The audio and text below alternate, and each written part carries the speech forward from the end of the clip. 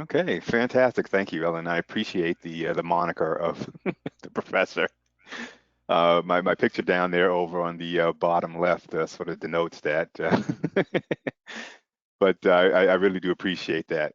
So welcome everyone. I want to preface my preface again by saying welcome and thank you for joining today for this webinar, What You Need to Know About SASE.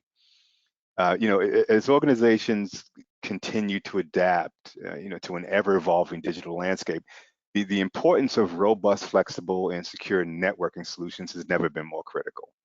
And so today we'll dive into Secure Access Services Edge, commonly known as SASE, which is a transformative approach to delivering network and security services that merges network security with wide area networking to support the continuously changing needs of our modern enterprises that we all know and love and engage.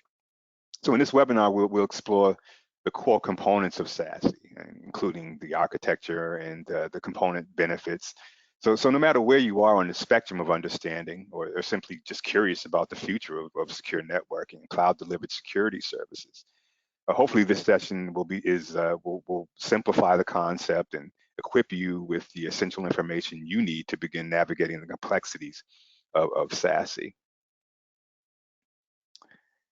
And okay, so I would be remiss not to talk about my team or the team that I am a part of.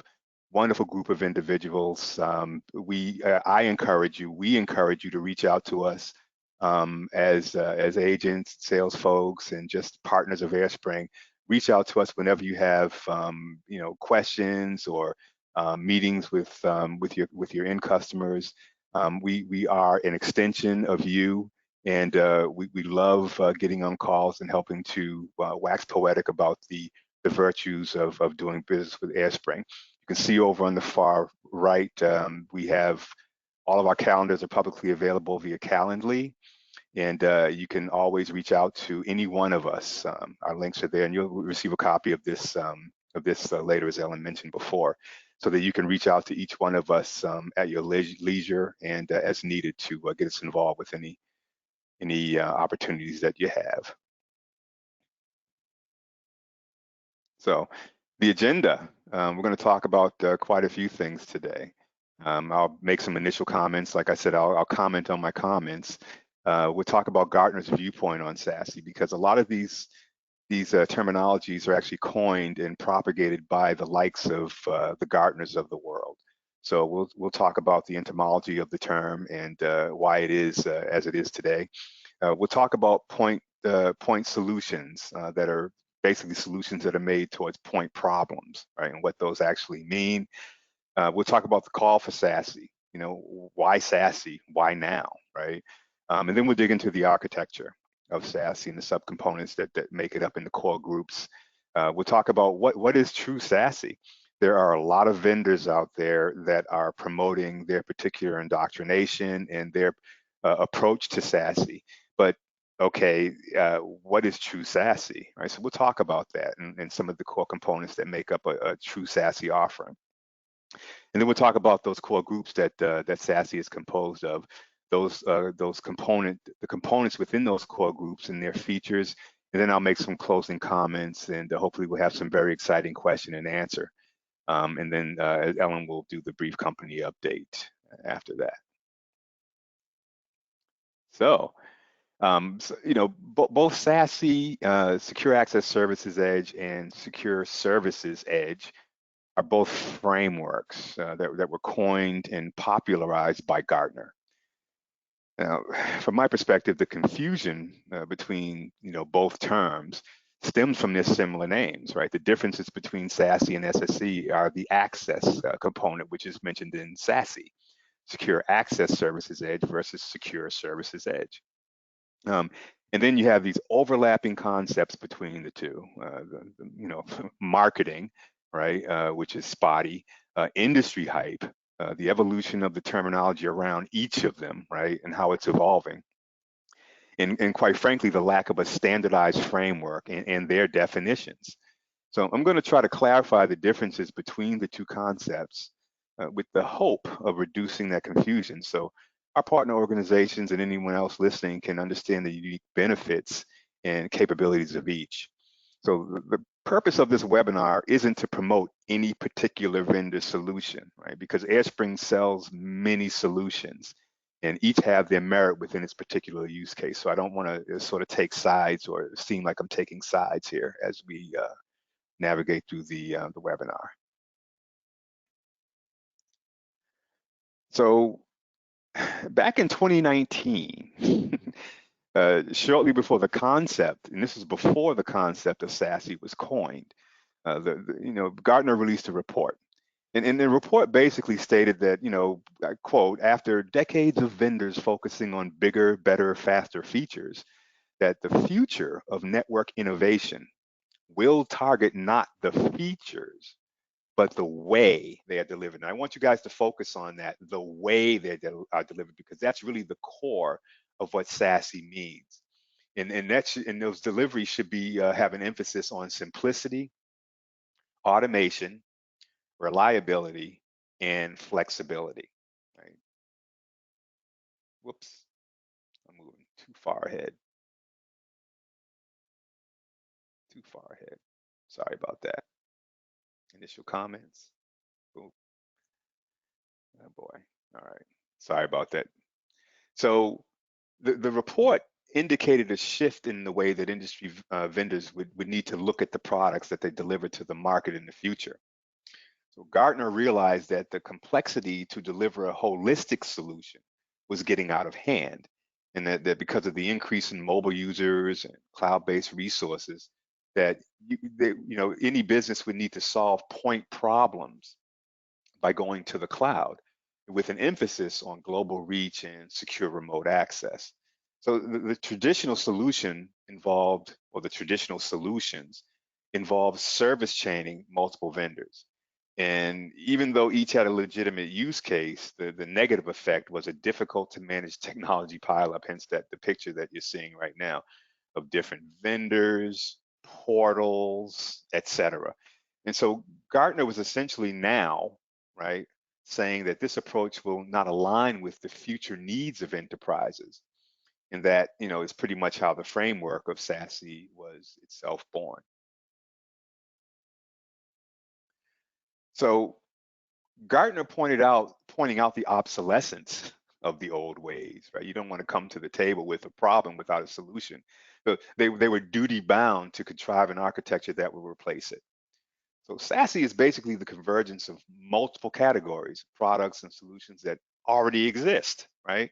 In both the network and network security spaces, but into a cloud service. So remember, SASE really is about the evolution of delivery of these things, right? Not that they are all new, they've existed for years, but how they are delivered, right? And in a consistent manner. So this was a huge departure from the point solution mindset that Gartner itself was perpetuating, since most of the magic quadrants are for point solutions, right? And they were promoting a siloed organizational structure for IT, with networking security being handled completely separately. So now Gartner was now calling for the convergence of these separate entities into a single solution now. And everybody listened. This was a tough one that I put together here. So looking at this slide, SASE includes the combination of both networking and security capabilities.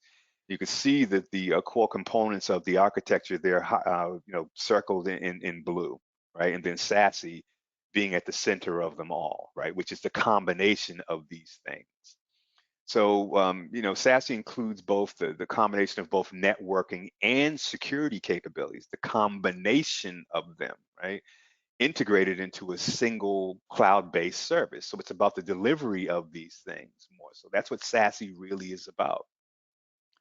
So SASE should be viewed as a subset of Secure Services Edge, but with a specific focus on the convergence of networking and security services, the convergence. Network on the left side, security on the right, right? Secure Services Edge, by comparison, provides a more comprehensive approach that can include SASE principles, but also extends to other services that enhance application delivery and user experience. So think of SSE as emphasizing a two-vendor approach, decoupling SD-WAN, or the secure networking component of SASE, from the cloud security services that make up SSE. I include a little blurb down there from Cato Networks, who I am slowly being indoctrinated into the philosophy of SASE.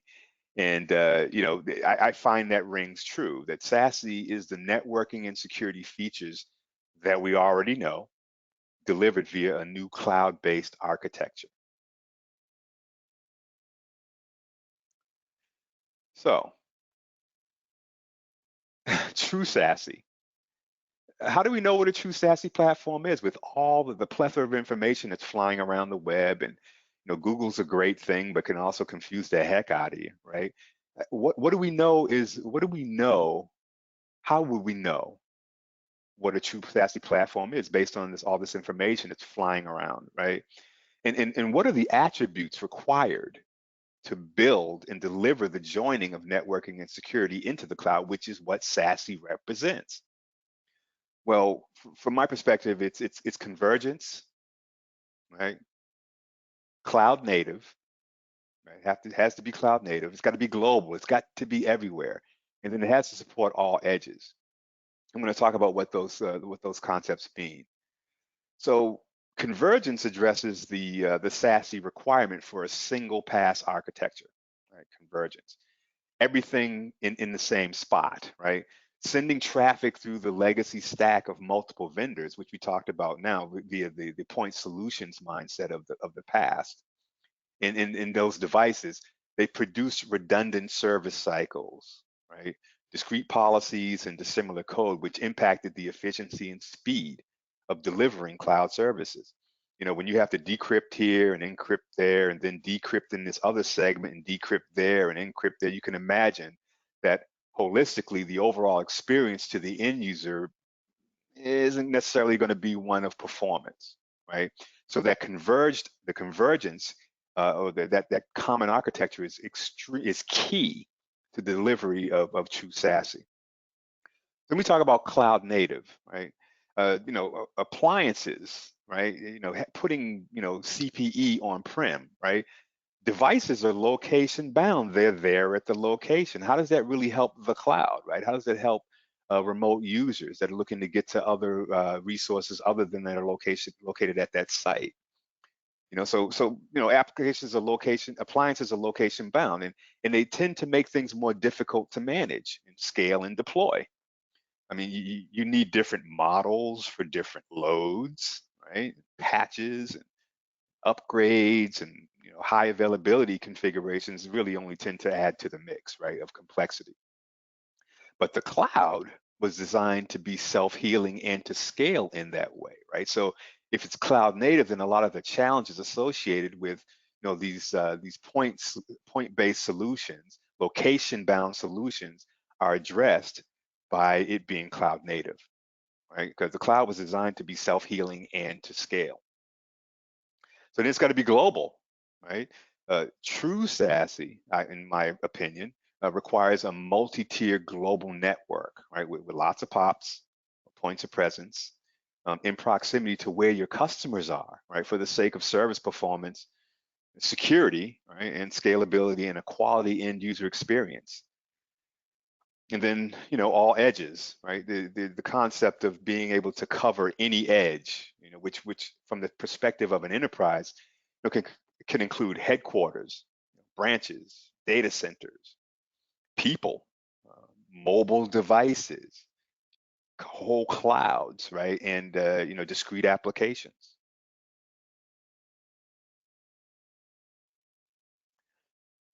So we've had VPNs for users, firewalls and SD-WAN appliances for branches and CASB. We've been rocking the CASB for quite some time, for applications, and we've had cloud networking for cloud-based data centers. But for SASE, convergence really is the tip of that spear, right? Different policies, different designs, capacity planning, complex troubleshooting are the result of those products needing to interact with one another, right?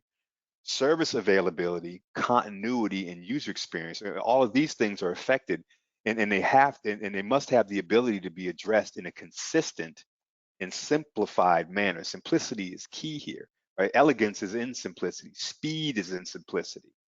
And any true SASE should involve edge on-ramps, right? So that every edge connects into a common platform.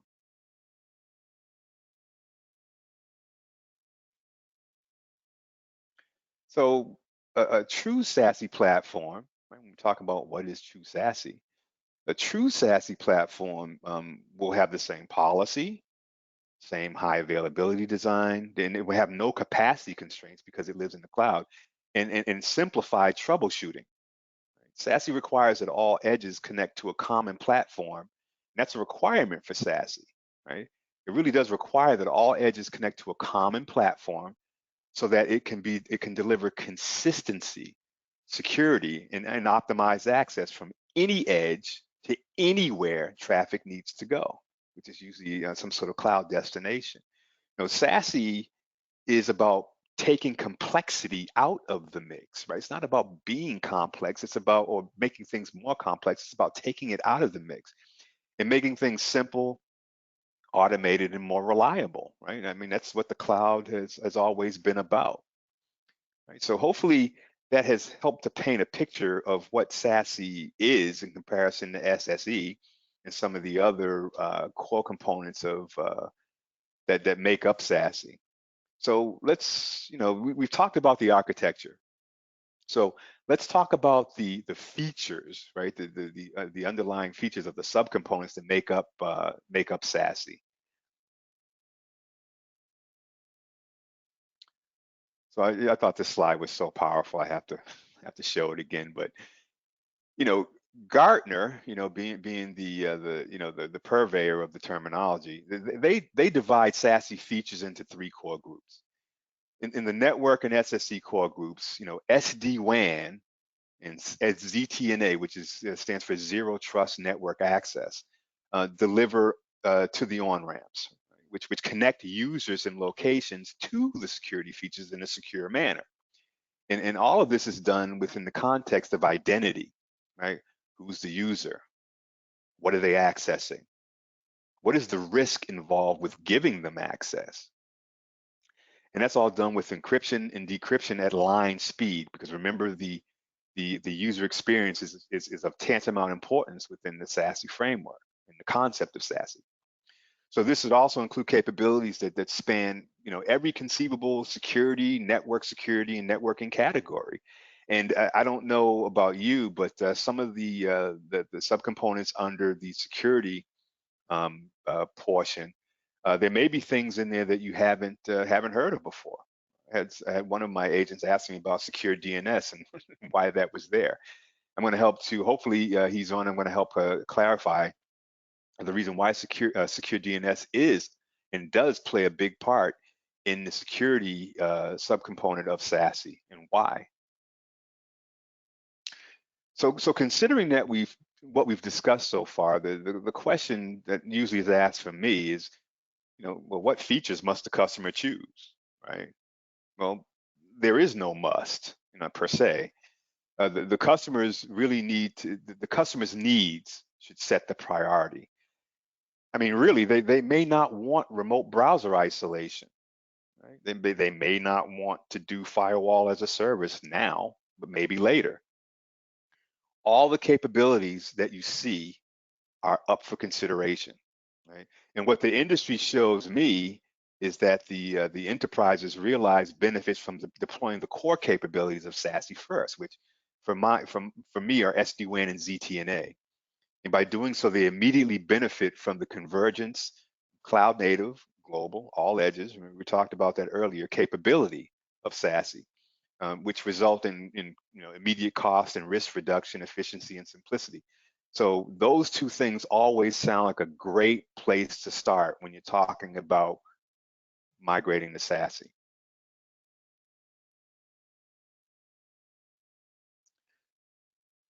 So features. So as previously mentioned, as I mentioned before, SD-WAN is a core component of SASE, and it provides the networking backbone, a secure networking backbone.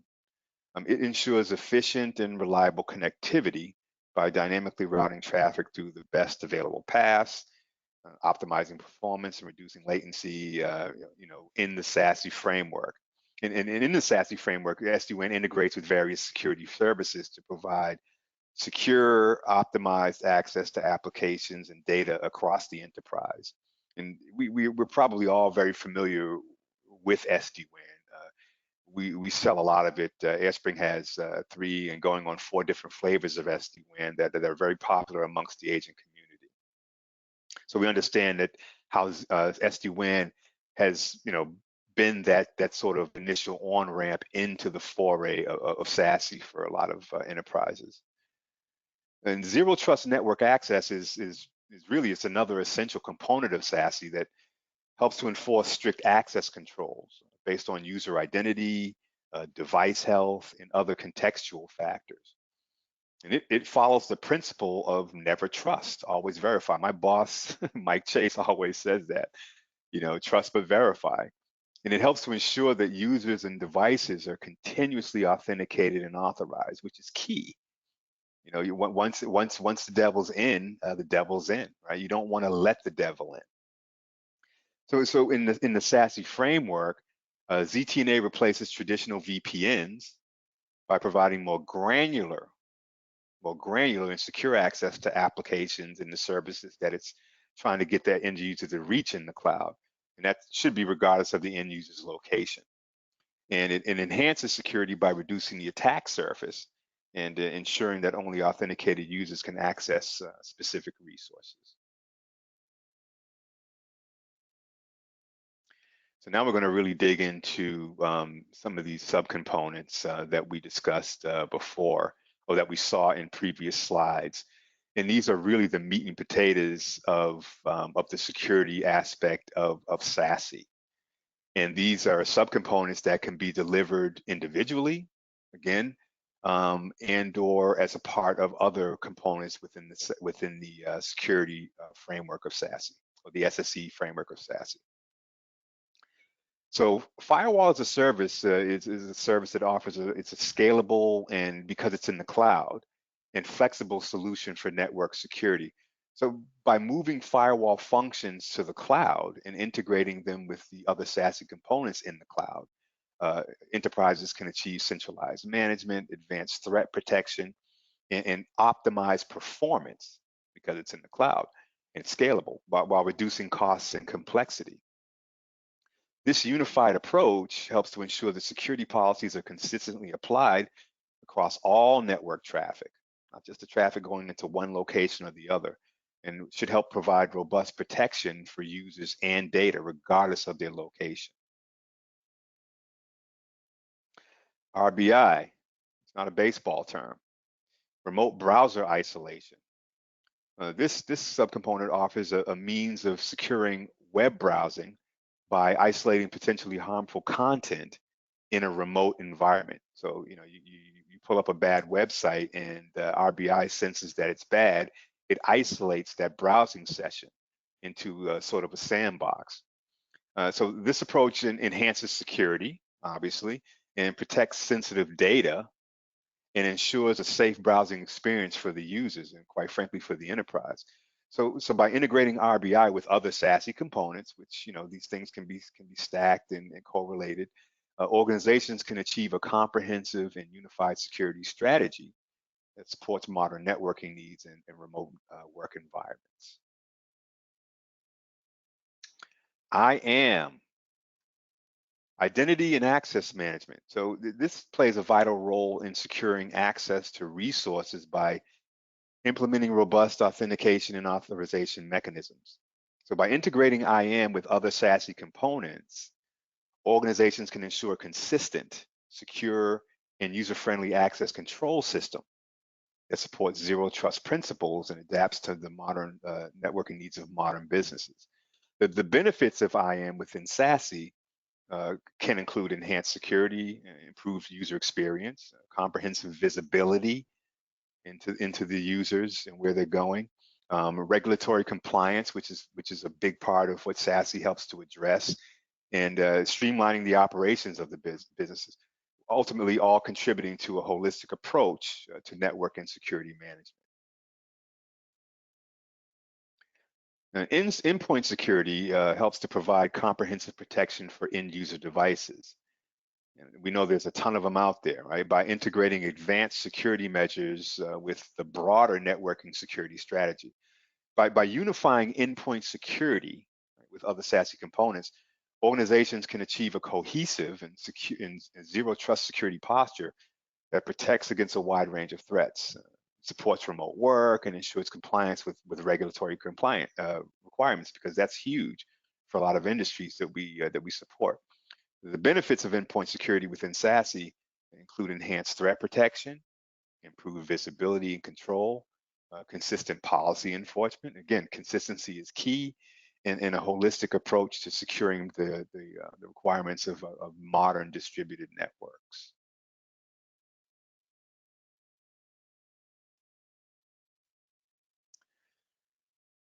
The SWG, the Secure Web Gateway, and we're primarily talking about the option that it subsists in the cloud, because these can also be on-premise solutions as well, or point-based solutions, but we're talking about specifically these things being available in the cloud, these components. So a Secure Web Gateway, what it does is it protects users from web-based threats by filtering and monitoring the internet traffic it receives from networks. It enforces security policies, helps to block malicious content, which there's a ton of it out there, a lot of nefarious destinations out there, and ensures safe web usage for users, because the web is a part of our enterprise's daily life. So delivered as a cloud service, though, Secure Web Gateway integrates seamlessly into the Secure Access Service Edge framework, which unifies networking and security functions into a single cloud native service. CASB, Cloud Access Security Broker. So this is a security tool that helps organizations extend their security policies and controls to the cloud. Cloud access security brokers, right? They provide visibility into cloud usage, enforce security policies, right, before they even get to the cloud resources. And they protect data in cloud applications and identify all cloud applications in use within the organization. And that helps to provide visibility into things like shadow IT and potential security risks, and monitors user activity in cloud applications, allowing organizations to detect and respond to suspicious behavior in a timely manner, because time is of the essence when we're talking about breaches and twin organization security. You probably all heard of data loss prevention. DLP is a critical component of SASE that integrates with other security and networking functions to provide comprehensive data protection. DLP identifies and blocks attempts to transfer sensitive data outside the organization, preventing data breaches and minimizing the risk of data loss. DLP helps organizations comply with data protection regulations, which a lot of enterprises can be under the gun for, and by ensuring that sensitive data is protected and that access is restricted, based on strict policies and regulations. You've probably, an example would be someone within an organization trying to send out a 16-digit number, which could quite possibly be somebody's credit card. And especially if the business is responsible for the security of credit information for its users. A DLP would be something that could be used to help prohibit that kind of thing from happening. So network access control, so NAC, it helps to enforce policies to control access to networks and network devices. NAC ensures that only authorized users and devices can access the network, and that they comply with security policies and standards across the enterprise. NAC solutions typically include authentication, authorization of some form of AAA, and endpoint security assessment capabilities. the ability to, to sort of scan a device and make sure that it's running the latest operating system. That doesn't include the vulnerability that was, publicized last week. So NAC enforces strict access control policies, and to help ensure that only authorized users and devices can access the network, and assesses the security posture of endpoints before allowing them to gain access to the network. So that only helps to ensure that devices comply. These devices that are entering the network or being allowed to enter into these enterprises comply with the security policies and standards of the enterprise across the board.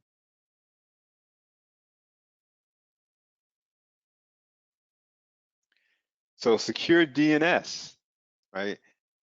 Secure DNS is a protocol that adds security features to the traditional DNS infrastructure, which we all know is tantamount to being able to reach resources on the internet.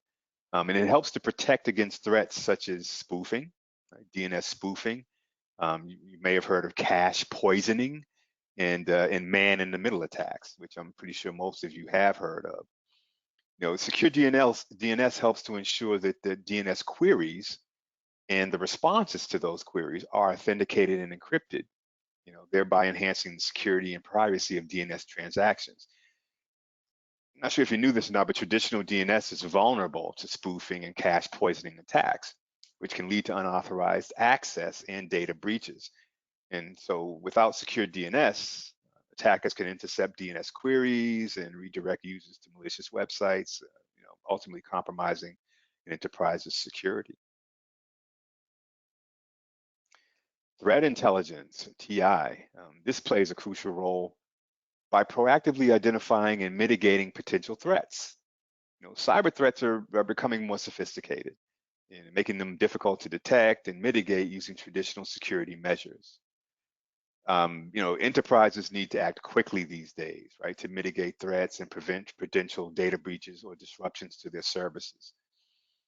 Threat intelligence collects threat information from many sources, including internal security tools that an enterprise may be running inside, as well as external threat feeds and even open source intelligence, and analyzes the threat data to identify patterns, trends, and potential threats to an enterprise. So threat intelligence works with other tools like security information and event management, or SIM or SIAM, whichever way you want to pronounce that, and intrusion detection and intrusion prevention to further improve detection and response capabilities. Secure email gateway. Secure email gateway helps to provide us in support against the many challenges of securing email against email-based threats. I mean, email has been a viable communications methodology for enterprises for 30, 40 years, right? It's been here. SEGs use different techniques like content filtering, attachment sandboxing, and spam filters, and URL scanning to detect and block malicious emails, hopefully before they reach an end user's mailbox.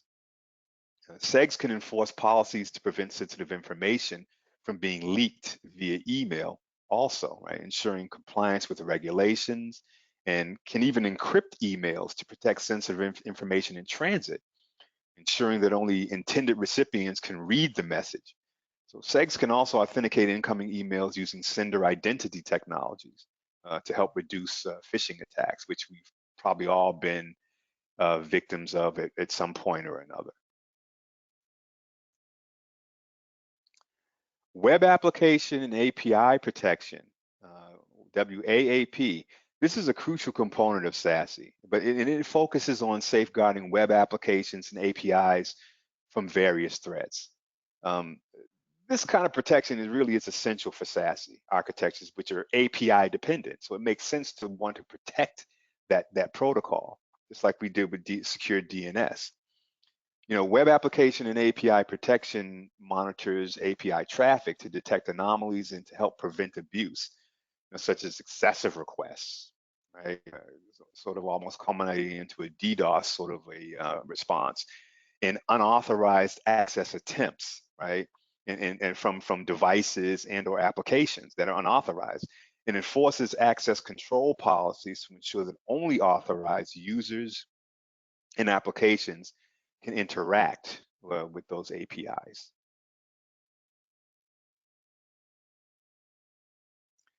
So that's pretty much we've gone through the stack of features, and hopefully that was informative and gave you an idea of what those things do, and also how they perform to serve the interests of the SASE architecture.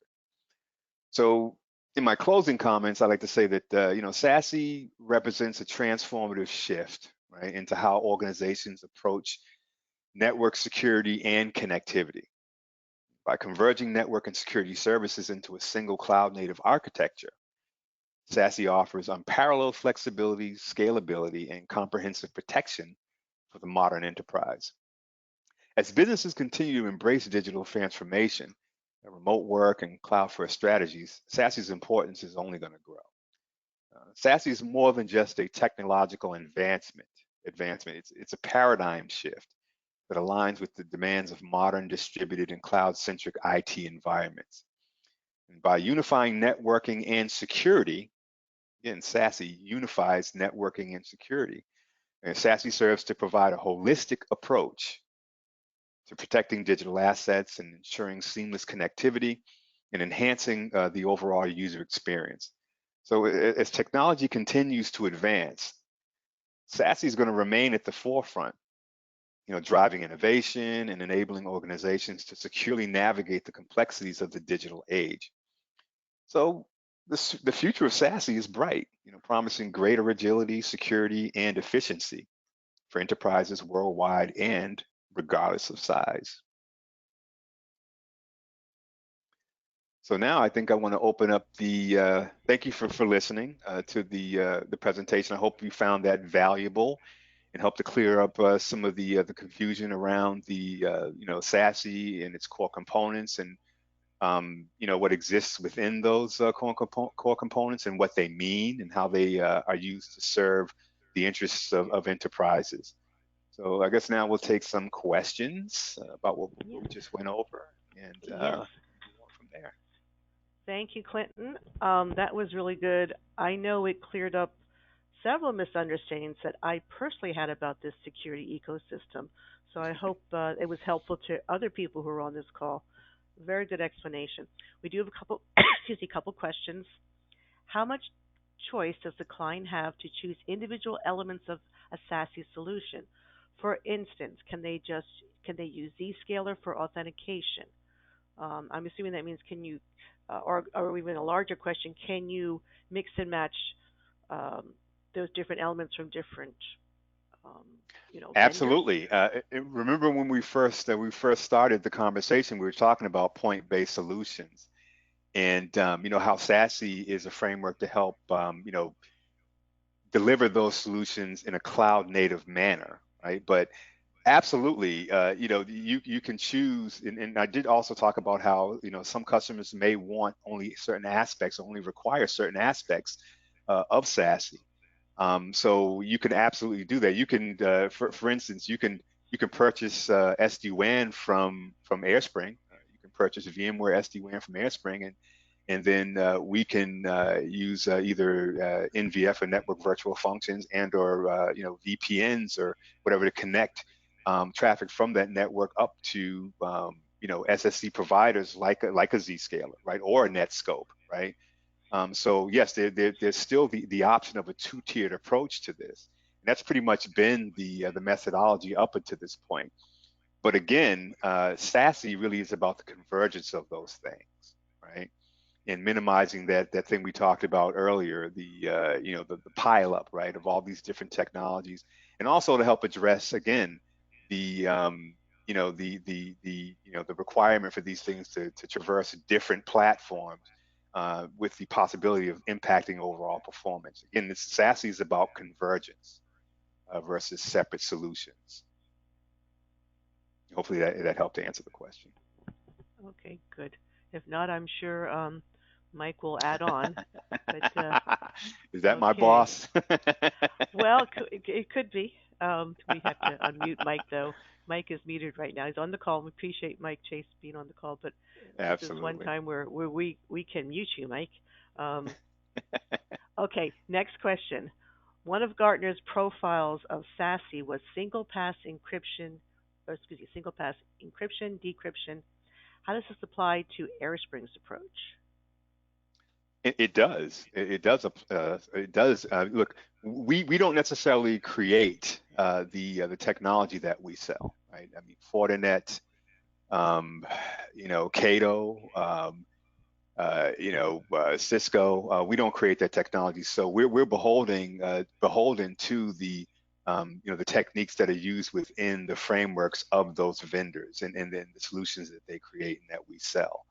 So our approach can be multi-tiered and would usually be a product of the particular vendor that we choose to render as a solution.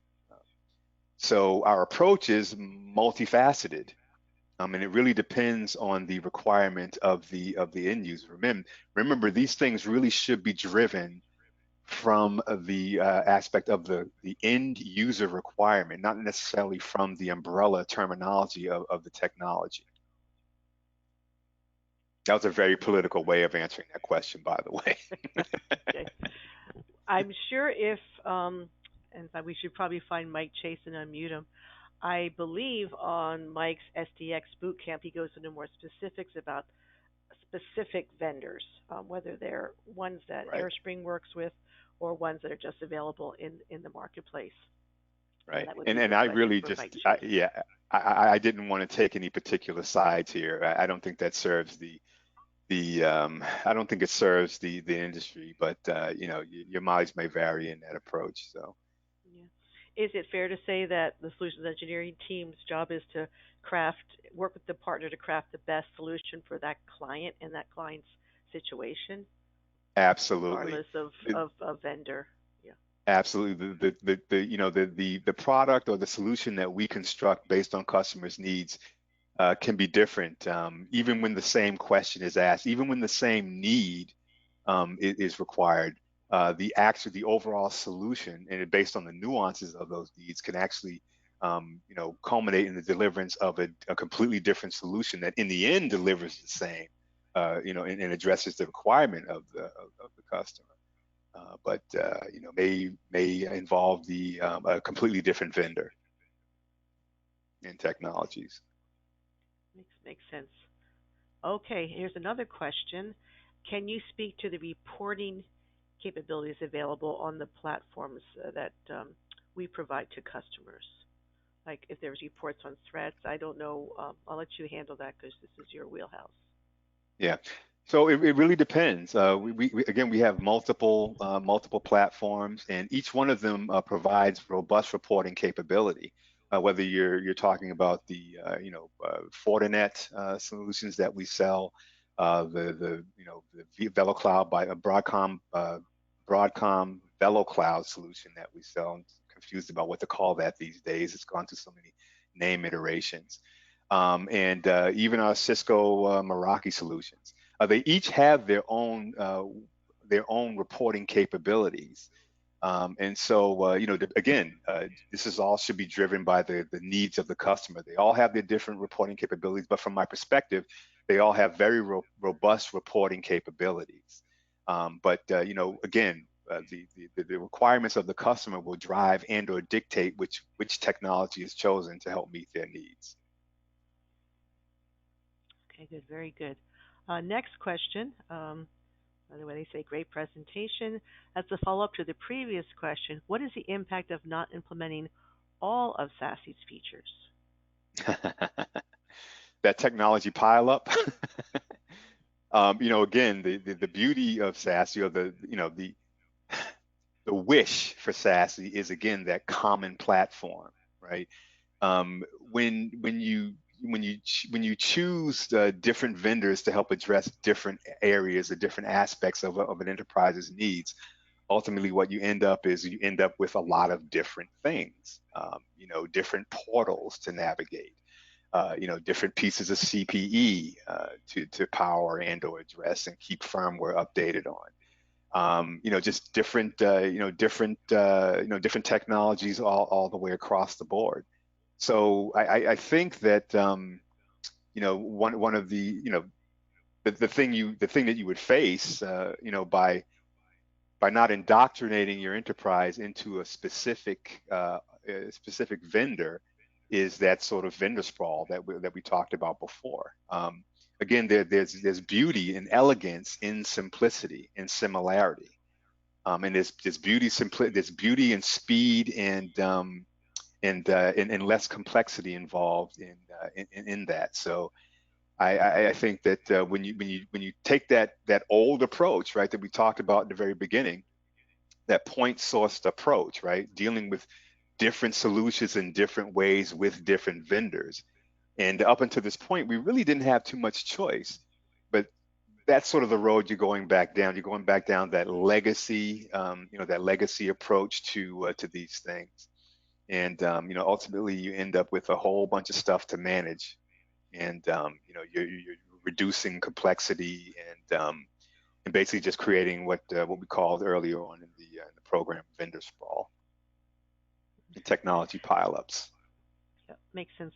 Now, is it fair to say that of the vendors who have come forward with the SASE solution, there are some that have claimed to have a complete solution, some who are still working to fill those gaps of all those elements you outlined before. So are you then forced maybe to work with multiple vendors at this stage, depending on who you start with, if you want to fill all Uh, those, plug all those holes in the dike? exactly. Yes. Until SASE becomes more, it becomes more conclusive. We're still trying to figure out, again, we're still trying to figure out what SASE is, for the most part. And because vendors are not helping, they're not helping. Each vendor is indoctrinating, the user community into their own, areas of what they think SASE is. And until there is a common until there's a common definition and terminologies, that, for the subcomponents and things that are underneath SASE, we're going to continue to have this confusion, right? But I think, from my perspective, I think it would behoove any enterprise, to sort of indoctrinate themselves into a single vendor's solution, and that's going to require evaluation of the different vendors, to see how well they fit the bill. Do they support the full stack of SASE as you see it? What's the future of the vendor? I mean, what are they, how forward looking are they? What are the new, or Adventist technologies, relative to SASE, are they looking to create?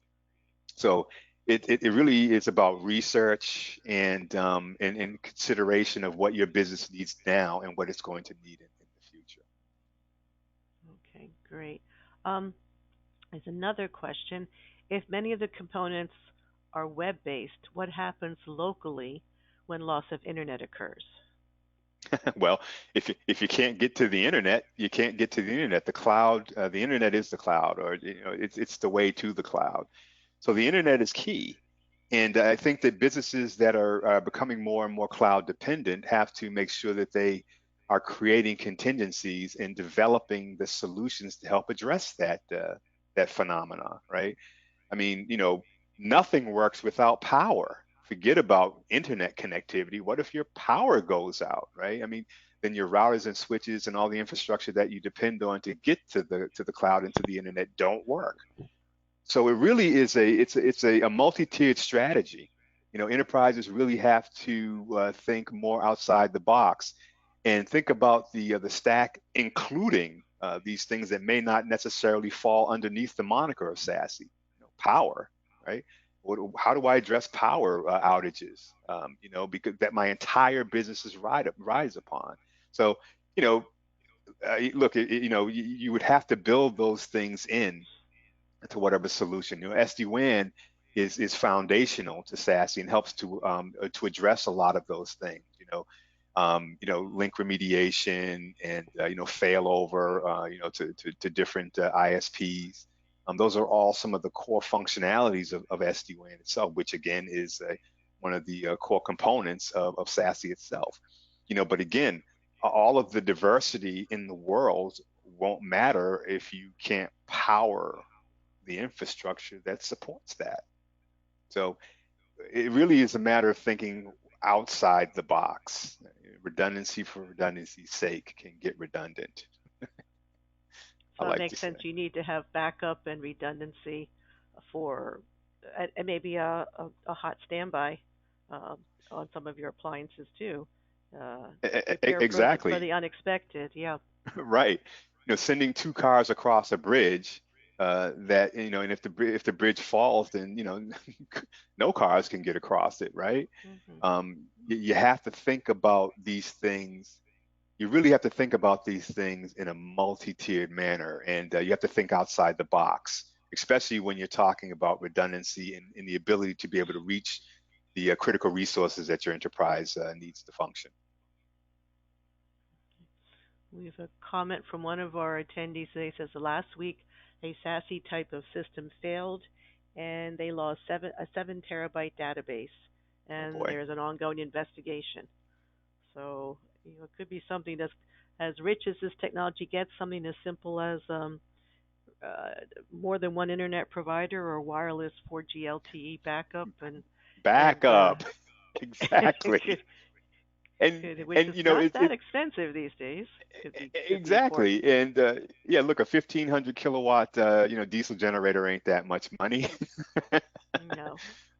And I say that in jest. But yes, these are all things that have to be thought about, backups and things like that. And these things sort of fall outside the scope of SASE.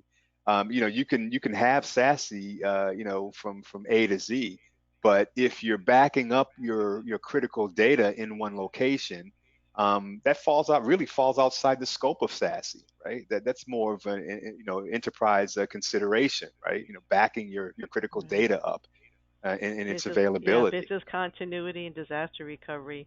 Right. Those tried and true methodologies are always needed. And it's one of the reasons we always, I think in CodeSpring, I've noticed a lot of times the backup is 4G LTE backup, wireless backup is often recommended because it's not expensive, and so it's good for people out there to talk to their clients about that. Absolutely. And Plan for the unexpected and the unwanted. that is right. And AireSpring Solutions Engineering are always willing to have those conversations. Look, we approach our thought leadership from many different perspectives because we understand that customers have different needs. Not all of our customers can afford all the contingencies that need to be in place, right, to address every conceivable situation.